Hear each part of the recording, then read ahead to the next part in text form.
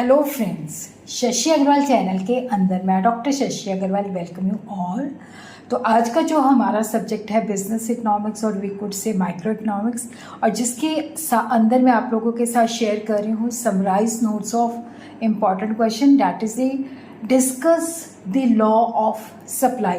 देखो, इसको एग्ज़ाम के अंदर हमने किस तरह से अटैम्प्ट करना है। First we have to write the meaning of supply, law of supply along with definition, assumption, explanation, individual supply curve, market supply curve and then with the exception.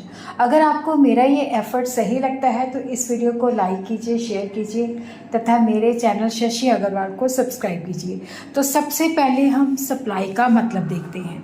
देखो, सप्लाई का मतलब होता है quantity of a commodity offered for sale considering different possible prices at a point of time.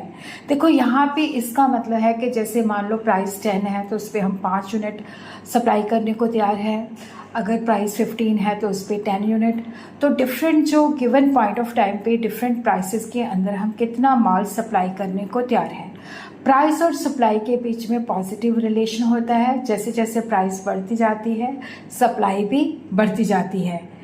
तो हम लोग कह सकते हैं कि the supply of good is the quantity offer for sale in A given market at A given various prices. अब हम देखते हैं लॉ ऑफ सप्लाई हमें बताता है कि अदर थिंग्स रिमेनिंग सेम, कि अदर थिंग्स रिमेनिंग सेम के अंदर कोई चेंजेस नहीं है। तो there is a positive relation between the price of a commodity and its quantity supplied. इसका मतलब है कि other things remaining the same, जैसे जैसे प्राइस बढ़ती जाएगी सप्लाई भी बढ़ती जाएगी। लॉ ऑफ सप्लाई हमें ये बताता है other things remaining constant, quantity supplied of a commodity increases with increase in the price, और अगर प्राइस कम हो जाती है तो वो फॉल हो जाती है। अजम्पशन है no change in the prices of factors of production की प्राइसेस में कोई चेंजेस नहीं है, गोल में कोई चेंजेस नहीं है, प्राइस ऑफ रिलेटेड गुड्स में कोई चेंजेस नहीं है, और प्रोड्यूसर्स को नियर फ्यूचर के अंदर प्राइसेस के अंदर भी कोई चेंज नहीं दिखता। अब हम इसको इंडिविजुअल सप्लाई शेड्यूल और कर्व जो होता है, जहाँ पे हम इंडिविजुअल की सप्लायर की अलग अलग प्राइसेस पे वो कितना माल सप्लाई करने को तैयार रहता है। जैसे ₹5 पे वो कुछ भी सप्लाई करने को तैयार नहीं रहता। तो इसका मतलब है कि 5 जो है that is a minimum reserve price, कि अगर ज़्यादा प्राइस होगी तभी वो सप्लाई करेगा, अदरवाइज़ वो नहीं करेगा।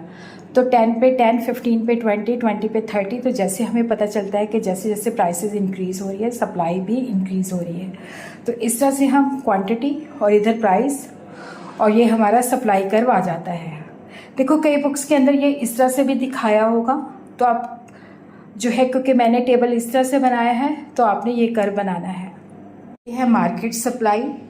तो यहाँ पे हम देखते हैं कि जैसे मार्केट के अंदर हम एज्यूम करते हैं 2 फर्में हैं, तो ये प्राइसेस हैं, ए का सप्लाई है, ये बी का सप्लाई है, दोनों को टोटल करके हमारे पास मार्केट सप्लाई आ जाता है। और उसी तरह हम इनको ग्राफिकली जो है ए का सप्लाई करो, बी का सप्लाई करो, मार्केट का सप्लाई कर जो है यहाँ पे हम ड्रॉ कर देते हैं। लॉ ऑफ सप्लाई एप्लीकेबल नहीं होता जैसे एग्रीकल्चर प्रोडक्ट्स हैं, क्योंकि यहाँ पे एग्रीकल्चर प्रोडक्ट्स जो होते हैं नेचर के ऊपर डिपेंड करते हैं। अगर इनकी डिमांड बढ़ भी जाती है तो हम इनकी सप्लाई नहीं बढ़ा सकते। और उसी तरह जो लोग दिखाने के लिए चीज़ें खरीदते हैं तो उनकी प्राइस बढ़ भी जाती है, तो उनकी सप्लाई लिमिटेड रहती है। और जो पेरिशेबल गुड्स जल्दी ख़राब हो जाती हैं तो सेलर उनको ज़्यादा यूनिट कम प्राइसेस पे भी सेल करने को तैयार होता है।